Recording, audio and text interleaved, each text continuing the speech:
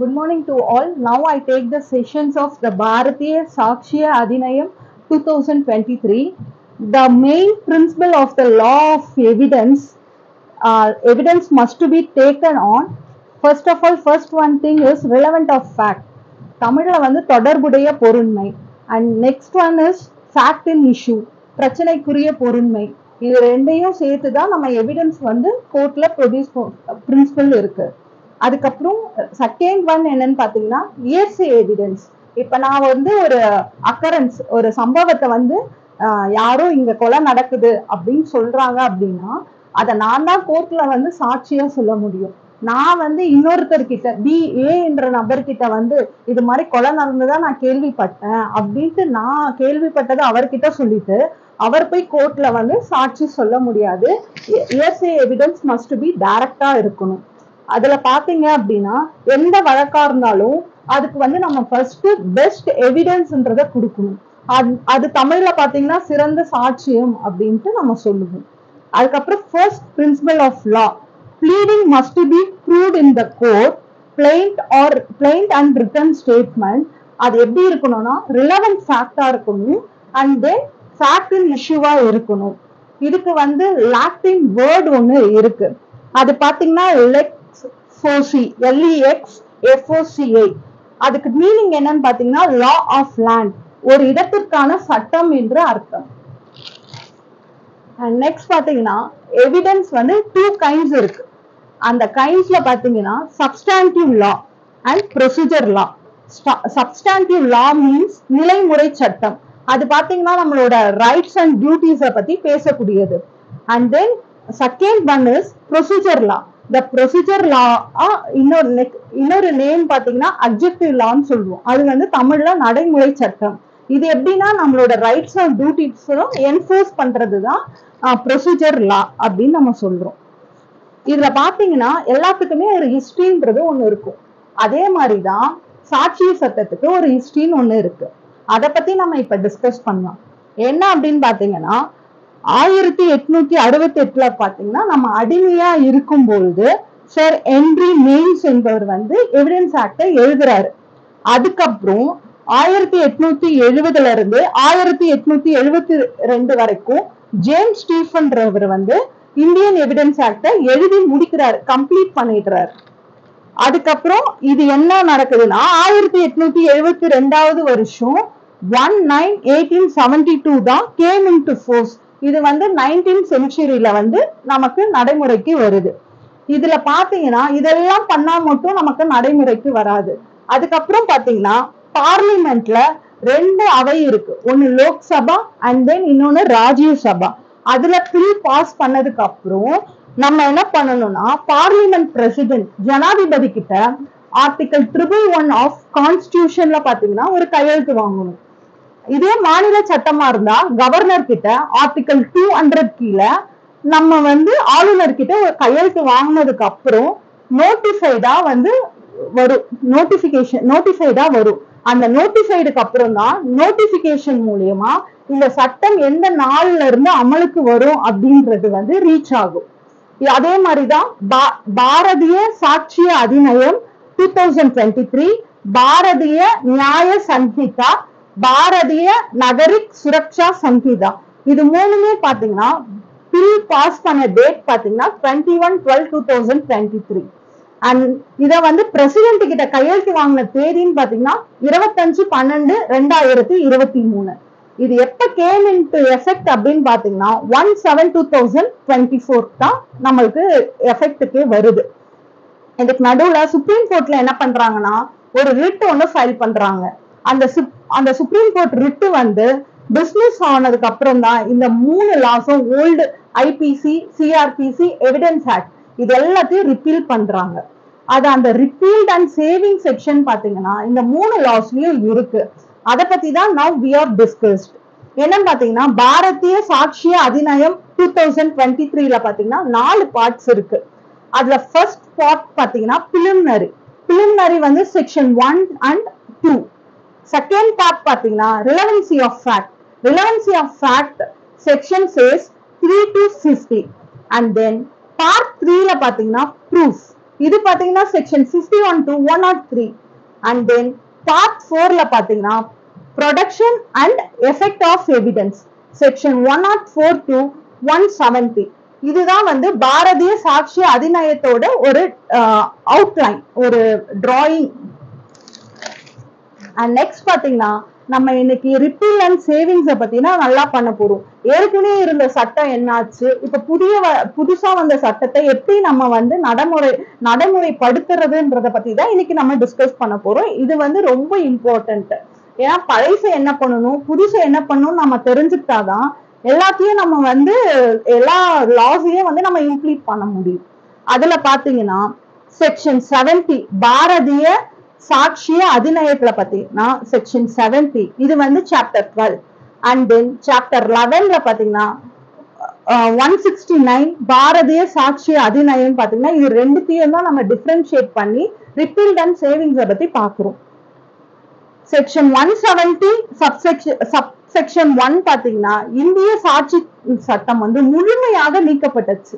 அதை பத்தி சொல்றதுதான் செக்ஷன் 170 சப்செக்ஷன் 1. அண்ட் 170 சப்செக்ஷன் 2ன்றது வந்து என்னன்னா இந்தியன் எவிடன்ஸ் ஆக்ட் ரிப்பீல்டு தான், இருந்தாலும் கூட notwithstanding any application, trial, inquiry, investigation, proceedings, appeal இதெல்லாம் பெண்டிங்கா இருக்கும்போது, ஓல்டு சிஆர்பிசி படி பெண்டிங்கா இருக்கும்போது, ஐபிசி படி பெண்டிங்கா இருக்கும் போது இது ஓல்டு சிஆர்பிசி படி தான் நடத்தணும்ன்ற ஒரு செக்ஷன் இருக்கு. அதை நம்ம முழுசா வந்து நம்ம தெரிஞ்சுக்கணும், அதோட அர்த்தத்தை பத்தி நம்ம புரிஞ்சுக்கணும். அதுக்குதான் வந்து பாத்தீங்கன்னா இதோட ரிலேட்டட் ப்ரொவிஷன் என்னன்னு பாத்தீங்கன்னா article 20 subclass 1 of the constitution says production in respect of constitution of offense. அந்த நேரத்துல எந்த சட்டம் அமல்ல இருக்கோ அந்த சட்டம் படி இது பண்றதுதான் வந்து ஆர்டிகல் 20 subclass 1ல வந்து சொல்லிட்டு இருக்காங்க. In same manor for example 30/6/2024 ஒரு 10:30 மணிக்கு பார்லிமெண்ட்ல வந்து ஒரு புதிய 3 சட்டம் வருது, அமலுக்கு வருதுன்னு சொல்றாங்க. அந்த தேதியில அன்று காலையில 9 மணிக்கு பாத்தீங்கன்னா ஒரு குற்ற சம்பவம் நடக்குது. ஆனா பார்லிமெண்ட்ல 10:30 மணிக்கு தான் இதை பத்தி பேசுறாங்க. இந்த வழக்கு பதிவு செய்ய நம்ம எந்த லாவை வந்து பின்பற்றணும் அப்படின்ற ஒரு விஷயம் இருக்கு. அதுல பாத்தீங்கன்னா section 5 of general clauses act இருக்கு. என்ன லா சொன்னாலும் இப்ப வந்து 10:30 மணிக்கு சொன்னாலும் நம்மளுக்கு அக்கரன்ஸ் நடந்தது 9 மணிக்கு. பட் ஆனா 10:30 மணிக்கு நடந்த விஷயத்த செக்ஷன் 5 ஜெனரல் கிளாஸஸ் ஆக்ட்ல என்ன சொல்றாங்கன்னா 10:30 மணிக்கு சொன்னாலும் அதோட பிகினிங் ஸ்டார்ட் அதிகாலையில 12 மணி. அதுல பாத்தீங்கன்னா நோட்டிபிகேஷன்ல 00ன்னு இருக்கும். அப்பத்துல இருந்தே அது வந்ததா அர்த்தம். ஓகேங்களா? அதுக்கப்புறம் section 70 subclass 2 red with general clauses act பாத்தீங்கன்னா 6(6)A சொல்றாங்க. இதையே நம்ம வந்து கம்பேர் பண்ணி பாத்துக்கணும். நான் ஒரு எக்ஸாம்பிள் சொல்றேன் இப்போதைக்கு உங்களுக்கு புரியுற மாதிரி. இப்ப பாத்தீங்கன்னா 1/7/2024ல ஒரு மர்டர் நடக்குது. பட் ஆனா அத பத்தின ரிப்போர்ட் போலீஸ் ஸ்டேஷன்ல யாரும் கொடுக்கவே இல்லை. இன்வெஸ்டிகேஷனும் வந்து ஸ்டார்ட் பண்ணவே இல்லை. ஆனா 1/7/2024ல ஒருத்தவங்க வந்து கேம் இன்டு புது சட்டம் வந்ததுக்கு அப்புறம் ஒரு ரிப்போர்ட் கொடுக்குறாங்க. அந்த ரிப்போர்ட்டை வாங்கி இன்வெஸ்டிகேஷன் எதுல நடத்தணும்ன்றதுதான் இருக்கு.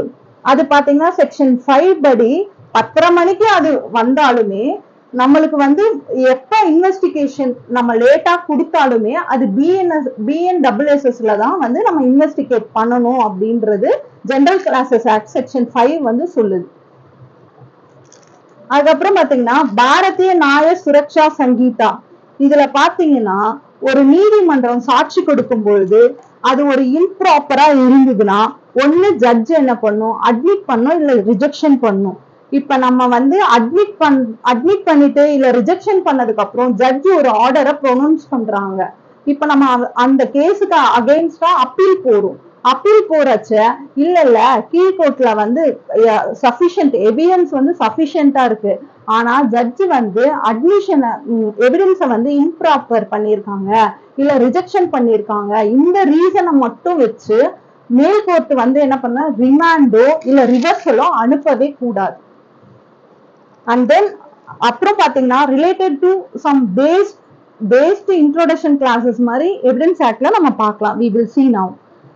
இப்போ ஃபார் எக்ஸாம்பிள் வந்து ப்ராசிக்யூஷன் சைடு வந்து ஒரு மெட்டீரியல் ஆப்ஜெக்ட கோர்ட்ல வந்து ஃபைல் பண்றாங்க அப்படின்னு பாத்தீங்கன்னா அது என்ன செக்ஷன் படி பண்றாங்கன்னா கிரிமினல் ரூல்ஸ் ஆஃப் பிராக்டிஸ் 2019ல ரூல் நம்பர் 49 படி தான் மார்க் பண்ணணும்.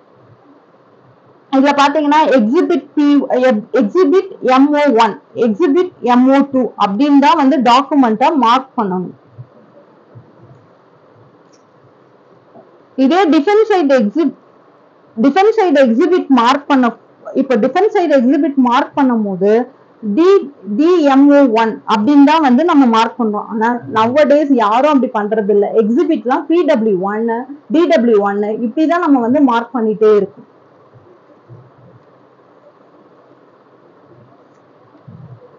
இதுக்கு பாத்தீங்கன்னா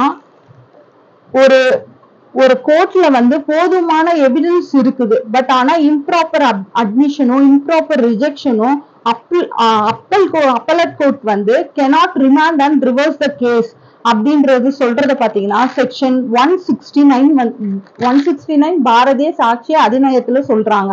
இதோட லாட்டின் வேர்ட் வந்து என்னன்னு பாத்தீங்கன்னா factum velut FACTUM VELT, அதாவது நடந்தபடியே. பெண்டிங் கேசஸ் எல்லாம் ஆல்ரெடி நம்ம வந்து ஓல்டு IPC CRPC எவிடன்ஸ் ஆக்ட்ல நடக்கிற விஷயங்கள்லாம் நடந்தபடியாவே இருக்கணும். இனிமே எப்ப கேம் இன்டு எஃபெக்ட் வந்து புதிய சட்டம் வந்ததோ அதுல இருந்து வரது மட்டும்தான் அதுக்கான நடைமுறையை கொண்டுட்டு வரணும்னு சொல்லுது. அதுதான் இந்த லாட்டின் டேர்மோட அர்த்தம். இப்ப நான் ஒரு ப்ராப்ளம் வந்து உங்ககிட்ட சொல்ல போறேன். இப்ப ஒரு கோர்ட்ல பாத்தீங்கன்னா ஏ என்ற அக்யூஸ்ட் என்ன பண்றான், ஏ என்ற அக்யூஸ்ட் மேல ஒரு கேஸ் போடுறாங்க. ப்ராசிக்யூஷன் டாக்குமெண்ட் வந்து P1 P2 மார்க் பண்ணிட்டு இருக்காங்க. அதுல பாத்தீங்கன்னா பர்டிகுலர் டாக்குமெண்ட் ப்ராசிக்யூஷனுக்கு அகைன்ஸ்டா இருக்கு. அதனால பப்ளிக் ப்ராசிக்யூட்டர் என்ன பண்ணறாருன்னா ரொம்ப ஸ்மார்ட்டா அதை வந்து மார்க் பண்ணாம விட்டுடுறாரு. அப்ப என்ன பண்றாங்கன்னா கோர்ட் பண்டல்ல அந்த மார்க் பண்ணாம விட்ட டாக்குமெண்ட் கோர்ட் பண்டல்ல இருக்கு. இத வந்து டிஃபென்ஸ் சைடு அட்வொகேட் வந்து மார்க் பண்ணலாமா அப்படின்றத என்னோட கொஸ்டின். அதுக்கு எஸ். ஆனா வந்து அந்த டாக்குமெண்ட் வந்து ப்ராசிக்யூஷன் ஃபைல்டு டாக்குமெண்டா தான் சொல்லுவாங்க. எக்ஸிபிட்ட வந்து நம்ம DW1 அப்படின்னு என்ன ஃபைல் பண்ணிக்கலாம். ஆனா டாக்குமெண்ட் வந்து ப்ராசிக்யூஷன் சைட் டாக்குமெண்டா தான் அதை சொல்லணும். இப்போ வந்து நம்ம ஒரு டாக்குமெண்ட் நான் வச்சிருக்கேன். நான் என்னோட கேஸ் ரிலேட்டட் டாக்குமெண்ட் வச்சிருக்கேன். சார் என்ன பண்றாரு, பார்த்துட்டே இருக்காரு. அதுல வந்து அவருக்கு அந்த டாக்குமெண்ட் தேவைப்படுது. நான் வந்து கொஞ்ச நேரம் வெளியே போயிடுறேன். அப்படின்ற பட்சத்துல பாத்தீங்கன்னா சார் என் பண்டல்ல இருந்து என்னோட டாக்குமெண்ட் திருடுறாரு அப்படின்னு திருடிட்டு கோர்ட்ல ஃபைல் பண்றாங்க. உடனே ஜட்ஜ் என்ன பண்றாரு, இல்ல நீங்க திருடிட்டீங்க, நான் அட்மிட் பண்ண மாட்டேன் அப்படின்னா சொல்லக்கூடாது. அது எந்த வழியில இருந்து வந்தாலுமே ஜட்ஜ் என்ன பண்ணும், அட்மிட் பண்ணும் இல்ல ரிஜெக்ட் பண்ணும். இது ரெண்டு மட்டும் தான் பண்ணணும். இதுலயே பாத்தீங்கன்னா சாப்டர் நம்பர் 1ன்றது இப்ப ரிப்பீல்ட் அண்ட் சேவிங்ஸ் என்ன பண்ணணும், பெண்டிங் ட்ரையல்ஸ் என்ன பண்ணணும் அப்படின்றத நம்ம பார்த்துட்டோம். அண்ட் தென் இப்ப சாப்டர் நம்பர் 1 இதுல பாத்தீங்கன்னா பிலிமினரி இஸ் நத்திங் பட் இதுல என்ன பாத்தீங்கன்னா 1ல பாத்தீங்கன்னா சப்செக்ஷன். இதை நம்ம ஒரு 3 கைண்டா பிரிச்சுக்கிறோம். 1 subsection 1 and subsection 2 and subsection 3 பிரிச்சுக்கிறோம். இதுல 1 சப்செக்ஷன் 1ல பாத்தீங்கன்னா ஷார்ட் டைட்டில் இருக்கும். அந்த ஷார்ட் டைட்டில்ன்றது வந்து பாரதிய சாட்சிய அதிநயம் சொல்றதுதான். இப்போ ஒரு ஷார்ட் டைட்டில் இருந்தா அதுக்கு ஒரு லாங் டைட்டில் இருக்கும். அந்த லாங் டைட்டில் தான் பிரியாம்பிள் நம்ம சொல்லுவோம். அந்த பிரியாம்பிள்ல என்ன இருக்கும்னா to consolidate, to provide for general rule of evidence for fair trial. இதுதான் வந்து நம்மளுக்கு ரொம்ப இம்பார்ட்டன்ட். ஃபேர் ட்ரையல்னா நியாயமான விசாரணை, அதுதான் இதுக்கான அர்த்தம். இப்போ 1 சப்செக்ஷன் 2ல பாத்தீங்கன்னா அப்ளிகேஷன்ன்றது எந்தெந்த சட்டத்துக்கெல்லாம் இந்த எவிடன்ஸ் ஆக்ட் பொருந்தும், எதுக்கெல்லாம் பொருந்தாதுன்னு சொல்றதுதான். அண்ட் 1 சப்செக்ஷன் 3 பாத்தீங்கன்னா கமென்சிமெண்ட். இந்த பாரதிய சாட்சி அதிநயம் எப்பத்துல இருந்து வந்துச்சு, 1/7/2024. இதுதான் கமென்சிமெண்ட். இப்ப நம்ம பார்க்க வேண்டியது அப்ளிகேஷன். அப்ளிகேஷன் பாத்தீங்கன்னா எந்தெந்த சட்டத்துக்கு பொருந்தும் எந்தெந்த சட்டத்துக்கு பொருந்தாதுன்னு நம்ம ஃபர்ஸ்ட் வந்து எந்தெந்த சட்டத்துக்கு பொருந்தும் அப்படின்றத பார்க்கலாம். All judicial proceedings. All judicial ப்ரொசீடிங்க்கு தமிழ்ல பாத்தீங்கன்னா நீதிசார் நடவடிக்கை, இன்க்ளூடிங் கோர்ட் ஆஃப் மார்ஷல், ராணுவ நீதிமன்றம் இதுக்கு பொருந்தும். எதுக்கெல்லாம் பொருந்தாதுன்னா அஃபிடவிட் நாட் அப்ளிகபிள். இந்த அஃபிடவிட் நாட் அப்ளிகபிள்ன்றது வந்து கிரிமினல் ரூல்ஸ் ஆஃப் பிராக்டிஸ் 2019ல ரூல் நம்பர் 34ல இருக்கு. அதுக்கப்புறம் ஆர்பிட்ரேஷன் ப்ரொசீடிங்ஸ் இது பொருந்தாது. அது சொல்ற செக்ஷன் வந்து section 19 subsection 1 arbitration and conciliation act 1996ல இந்த எவிடன்ஸ் வந்து பொருந்தாது, நாட் அப்ளிகபிள்ன்றது இருக்கும்.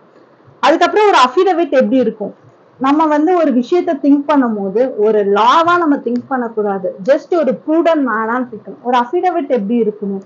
ஒரு அஃபிடவிட் மீன்ஸ் என்னன்னா, நம்ம என்ன பண்ணுவோம், ஒரு அவசரமா வந்து கையில எழுதுவோம், டக்குன்னு ஜட்ஜ் கேட்டா. அப்ப வந்து ஒரு அஃபிடவிட் எப்படி இருக்கணும்? Must be writing. அது ஒரு மஸ்ட் பி ரைட்டிங். அது வந்து ஒரு ஸ்வான் ஸ்டேட்மெண்டா இருக்கணும். அதாவது ஸ்வான் ஸ்டேட்மெண்ட் அப்படின்னு பண்ணா உண்மை, முழுக்க உண்மை, உண்மையை தவிர வேற எதுவும் இல்லை. இதுதான் ஸ்வான்ஸ். அதை சொல்றதுதான் ஸ்வான்னு நம்ம சொல்லுவோம். அதை வந்து நம்ம அவசரமா எழுதுவோம். அது வந்து இன் ரைட்டிங்ல இருக்கணும். இது யார் முன்னாடி கொடுக்குது? Mat before magistrate R officer. நம்ம ஒரு அந்த எழுதுறத வந்து மேஜிஸ்ட்ரேட் கிட்டயோ ஆபீசர் கிட்ட தானே கொடுக்குறோம். இது பிராக்டிக்கல் லைஃப்ல நம்ம வந்து கம்பேர் பண்ணும் போது இது நமக்கு மறக்கவே மறக்காது. ஸோ இதுதான் வந்து சொல்லிட்டு இருக்காங்க அஃபிடவிட்னா என்ன அப்படிங்கிறத. அதுக்கப்புறம் வேற எதுக்கெல்லாம் வந்து இது பொருந்தாது, நாட் அப்ளிகபிள் அப்படின்னு பாத்தீங்கன்னா 3D. ஒரு டி வந்து என்னன்னா டிபார்ட்மெண்ட் ப்ரொசீடிங்ஸ், அண்ட் இன்னொரு டி என்னன்னா டொமஸ்டிக் என்கொயரி, அண்ட் தென் இன்னொரு டி என்னன்னு பாத்தீங்கன்னா டிசிப்ளினரி கமிட்டி, ஒழுங்கு நடவடிக்கை, அண்ட் டி ஃபார் ட்ரிபுனல், தீர்ப்பாயங்களுக்கு இது பொருந்தாது. தீர்ப்பாயங்களுக்கெல்லாம் இது பொருந்தாது அப்படின்னு சொல்லிட்டு ஒரு கேஸ்லாம் வந்து இருக்கு. அது பாத்தீங்கன்னா இன்றி TR Varma case, AR 1957, supreme court 882. இதுதான் வந்து ட்ரிபுனலுக்கு பொருந்தாது அப்படின்னு சொல்லிட்டு ஒரு சைட்டேஷன் சைட் பண்ணியிருக்காங்க. அண்ட் தென் இது வந்து எப்படின்னா, இப்படிலாம் இருந்தாலுமே கூட பிரின்சிபல் ஆஃப் நேச்சுரல் ஜஸ்டிஸ் வந்து இருக்கணும். அதாவது இயற்கை நீதி தத்துவத்தை இதுல பின்பற்றலாம் அப்படின்னு சொல்லியிருக்காங்க. இதுக்கு ஒரு லாட்டின் வேர்டு இருக்கு, ஜஸ் நேச்சரே, JUSNATURA. இது வந்து தாட்ஸ்ல வரும். அண்ட் நம்ம பாரதிய சாட்சிய அதிநயத்துல பாத்தீங்கன்னா 2 subsection 1A what is the கோர்ட்னு இருக்கும். அதுல பாத்தீங்கன்னா ஜுடிஷியல் ப்ரொசீடிங், நீதிசார் நடவடிக்கை என்றால் என்ன அப்படி இருக்கும். அதேதான் பாரதிய நாகரிக் சுரக்ஷா சங்கீதால பாத்தீங்கன்னா 2 சப்செக்ஷன் 1 சப்கிளாஸ் எம்ல பாத்தீங்கன்னா ஜுடிஷியல் ப்ரொசீடிங்ஸ்ன்றதும் கோட் பண்ணிருப்பாங்க. இதுல பாத்தீங்கன்னா it is a proceedings in which evidence may be taken by legally on oath அப்படின்னு சொல்லியிருப்பாங்க. அதே மாதிரி ஜுடிஷியல் ப்ரொசீடிங்ஸ் என்றால் என்ன அப்படின்ட்டு ஒரு கேஸ்லால நல்ல பிரீஃபா டிஸ்கஸ் பண்ணியிருப்பாங்க. அது பாத்தீங்கன்னா இன்றி ராஜாங்கம் அப்படின்னு சொல்லியிருக்கு. அது AR 1959, Madras 294, page number 294. Thank you to all. இதுல ஏதாச்சும் உங்களுக்கு டவுட்ஸ் இருந்தா நீங்க வந்து கமெண்ட் பாக்ஸ்ல மென்ஷன் பண்ணலாம். I will reply later. Thank you so much. தேங்க்யூம்மா. எவ்வளோ சீனியர் எங்களை போய் கேட்டு பார்த்தேன் வகுப்பறி சொல்லி அவங்க ரிக்வெஸ்ட் பண்ணும்போது நீங்கள் வாலண்டியராக வந்து எடுக்கிறீங்க. God bless you. Thank you so much, sir. God bless you.